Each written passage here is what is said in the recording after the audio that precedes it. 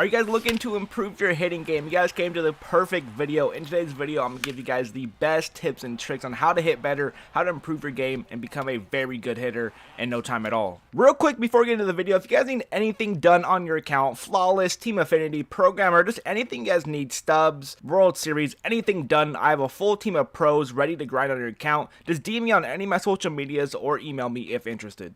Alright, now that we got all that out of the way, this is the part of the video where you guys really want to lock in and listen. I have a bunch of good, useful tips for you guys. So let's go ahead and get into the first thing I want to talk about, which is equipment. What equipment are you guys using? Are you guys using a 50-year-old TV? Are you guys using a nice monitor with good refresh rate? All you guys should take a look at your equipment and make sure it's good and it's not setting you back. So number one is a good monitor. You guys want at least 120 hertz monitor. Everything I'm talking about will be in the top of the description if you guys want to take a look for yourself and go ahead and purchase it. I'll put everything that exactly I have in the description. So number one, make sure you guys have a good monitor. If it's not 120 hertz, go buy a new one. Number two is a good controller. Now, I do not know any good controllers for PlayStation, but I do have a good one linked in the description for Xbox. Go buy that. It's very good for response time, so you guys aren't delayed whenever you do swing. And lastly, you guys should get control freaks. Now, control freaks are the one piece that you guys do not have to have. It's not like a make or break. For example, a monitor, you guys have to have a good monitor. If not, you guys are going to be set back a lot. And a good controller is something you guys really should have as well, a good response time controller. But control freaks, I just like them. It helps you with slamming your PCI. If you guys watch a lot of these clips, I'm not slamming my PCI. My PCI is barely moving, and that's because I have control freaks and precision rings, which I linked both in the description. I would highly recommend both. If you guys have some extra money, they're pretty cheap. I think it's like 20 bucks for both or 30 bucks for both. Definitely something I would recommend. They are both very good products. It's not something you have to have, but if you guys have extra money and want to get better, I'd recommend it. 95% of you guys are not subscribed to the channel. Make sure you guys do so if you guys do enjoy the content here. Alright, next up we have settings. I'm not going to go too in depth because it's very subjective. What I would recommend is hitting interface on zone and make sure you guys have nothing in the middle of your PCI. So when it says PCI enter, I like putting on none just because, as you guys can see right here, you guys can see the ball a lot better. You guys can see the ball come to you. When you guys have those diamonds or those circles in the middle, it sometimes blocks the ball. It makes it harder for me to hit. So I don't know. PCI is very subjective. You guys can try a bunch of different things. That's what I use, and also I put my PCI anchor on free. All that does is put your PCI higher or lower if you guys use the anchor on the top or bottom, which we'll talk about a little bit later, but that's what I use for hitting settings. Alright, so next thing you guys need is your hitting view on any of the strike zones. I use strike zone high and I switch to strike zone. I mix between those two, but any of the strike zones are very good. I'd recommend high and the strike zone. Any of those are good. Make sure you guys switch to that. You guys need a good view to hit. It makes it a lot difficult when you guys use all these other ones. Make sure you guys use one of the strike zones. Alright, so next up is your approach. If you guys want to rewind that clip, you guys weren't paying attention, that pitch I just swung at was horrible. It was a very hittable ball, but something you guys should never swing at with no strikes unless you're just really in the groove of things. So that right there is what a at-bat should not look like. You guys should be going up to the plate and having an approach. And typically my approach is I never swing until I have 1 to 2 strikes. I don't care how, unless the ball is literally right where my PCI is, I am not swinging. I don't care if it's a strike. I don't care if it's a good pitch that I could hit. Unless if it's right where I want the ball, I am not swinging. That is usually my approach. With 1 or 2 strikes, I am not swinging unless it's like a pitch like right there. Just right where my PCI is, I'm going to crush it.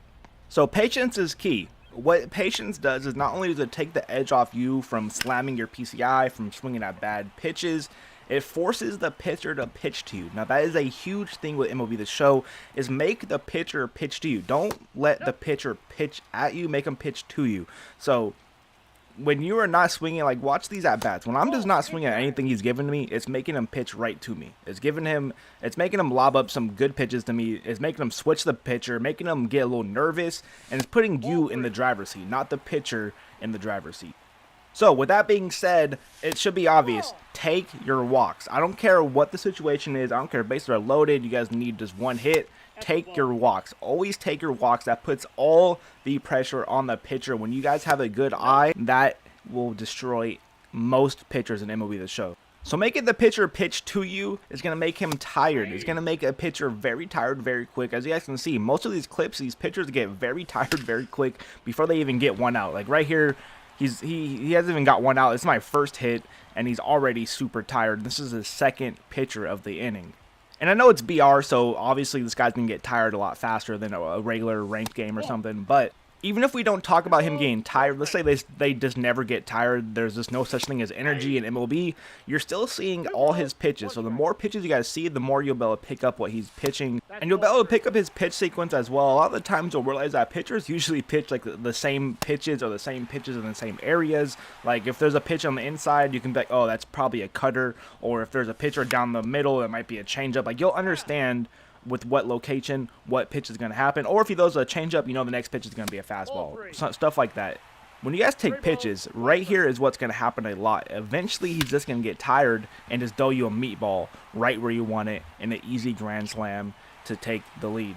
So going into every inning, my approach is I want the pitcher to pitch at least 15 to 20 pitches. If the pitcher pitches anything less than 15 pitches, in my opinion, I did bad. So I'm telling you guys, really work on that. Try to get the pitcher to pitch like 15 to 20 pitches and see how much better you guys play. Trust me, go try it out and see how much better you guys play with just that one little tip right there. Alright, so the next tip is PCI placement. This is very subjective, so don't really take what I'm saying with pure perfection. You guys don't have to do this. This is just what I do and what works for me. So what I do is I put the PCI wherever the pitcher releases the ball. So right here, he's a right-handed pitcher. I'm putting my PCI anchor right in the top left, right where he releases the ball, and then I follow the ball to wherever it goes. So if it's a fastball, I'm not, like if it's a high end or a high fastball right where he releases it, I'm not even going to move my PCI. But if it's a curveball, I'm going to follow it all the way down with my PCI to hit contact with it on the bottom of the zone. So that's what works for me is I just follow the PCI, or I follow the ball with my PCI. So wherever the ball goes, that's where my PCI goes. That's what I do. I know a lot of people do a lot of different things. It may not work for you, but it works for me, and that's what I would try if I were you guys. Okay, so a lot of people want to know when to swing and how to swing. What button do I use to swing? I use normal swinging. So on Xbox, I use A. That's how I swing. I always use normal swing. If I'm really hitting really bad and I have like 2 strikes, sometimes I'll use contact swing. That's only if I'm really just not hitting the ball like, at all, like not even making contact really. Or if I'm playing like legend difficulty or really high difficulty. Yeah, I'll use contact, but in BR and lower difficulty games, I'm 99% of the time using normal swing. So it's something that really helped me is swinging after your foot hits the ground. This is a huge tip that really helped me out with my timing. So if you're someone that just does not seem like they can time the ball correctly, you guys are always late, always early, or if there's a slider, you're way early. So for me, I'm sure a lot of you guys as well, like that pitch right there is a pitch that will kill me 9 times out of 10. A slider, a cutter, a slurve, curveballs, and curveballs not so much, but more sliders. So what really helps with the sliders is waiting for your foot to hit the ground. So by the time your foot hits the ground, you're like, oh, you can tell it's a slider, you can tell it's a changeup, you can tell it's a cutter by the time your foot hits the ground. But if you guys don't wait for your foot to hit the ground, you're not going to be able to tell, and you're just going to swing early. Get too aggressive, like, oh, it's a slider, so I'm gonna swing now. Like, no, trust me, try to wait until your foot hits the ground and watch how much better you guys hit the ball.